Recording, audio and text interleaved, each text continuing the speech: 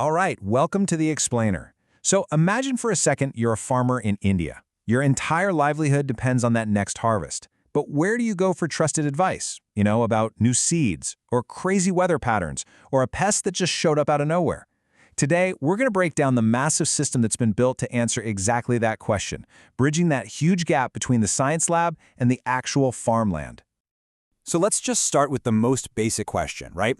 In a country with, well over 100 million farming households, who's actually providing the essential advice they need to succeed? Well, as it turns out, the answer is a lot more complicated than you might think. Get this. A national survey found something pretty shocking. Nearly 60% of farmers are getting their technical advice from the same folks who sell them seeds and fertilizers. The risk here is kind of obvious, isn't it? Is that advice really driven by what's best for the farmer, or is it all about hitting a sales target?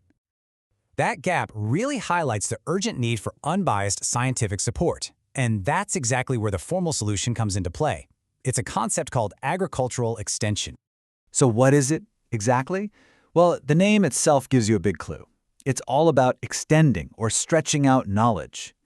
It's like building a bridge from the research labs directly to the fields, delivering practical, hands-on solutions to farmers without ever making them sit in a classroom. And this is such a key difference.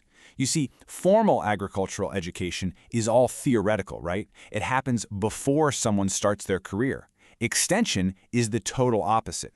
It's hands-on, problem-solving for farmers who are already out there working the land, and it's all designed to create immediate real-world improvements.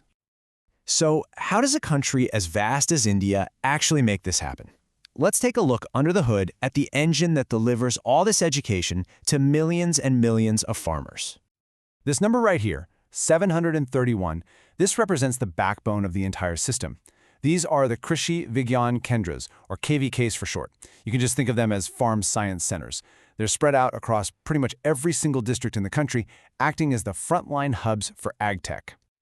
And this whole system hasn't just been sitting still. No way. It's been evolving for 50 years. From that very first KVK back in '74, it has constantly added new layers. You had management agencies in the '90s, and now there's a huge push towards digital tools. It's always adapting. So every single KVK has a really clear four-part mission. First, they test new technology right there in local conditions. Second, they demonstrate what works, so farmers can see the results with their own eyes. Third, they train farmers on new skills. And finally, they act as the go-to knowledge hub for the entire district. Simple and powerful. But what does that actually look like on the ground? How does a piece of scientific knowledge, validated by a KVK, actually get into a farmer's hands and onto their field? The methods they use are incredibly diverse. You've got direct, individual contact, which is super personalized, like an extension worker literally visiting a farm to diagnose a specific issue. And then you have group methods, like field days, where dozens of farmers can all gather to see a new technique or crop variety in action, learning from the experts and, just as importantly, from each other. And to reach an even bigger audience, the system uses mass media. This is everything from old-school radio and TV broadcasts to a dedicated Kisan call center where farmers can get advice in 22 different languages. And of course, now there are mobile apps, like Kisan Suvidha, which put all this information right in a farmer's pocket. Okay, so with this absolutely massive infrastructure in place, what's the actual impact been? And maybe more importantly, where is all of this heading? The scale of the outreach is just staggering. This number here, over 8 million. That's how many farmers directly benefited from these extension activities in less than a 2-year span. That's huge. And the effort is only getting bigger. A new national campaign is deploying 16,000 agricultural scientists with one incredibly ambitious goal: to directly connect with 15 million farmers.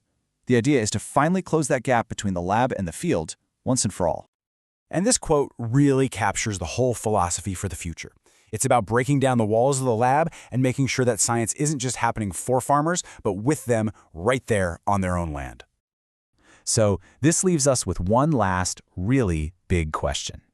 With this mix of high-tech tools and good old-fashioned face-to-face support, can India finally solve that crucial last-mile problem? Can it make sure that every single farmer gets the best scientific advice right when they need it most? Well, that remains the ultimate goal.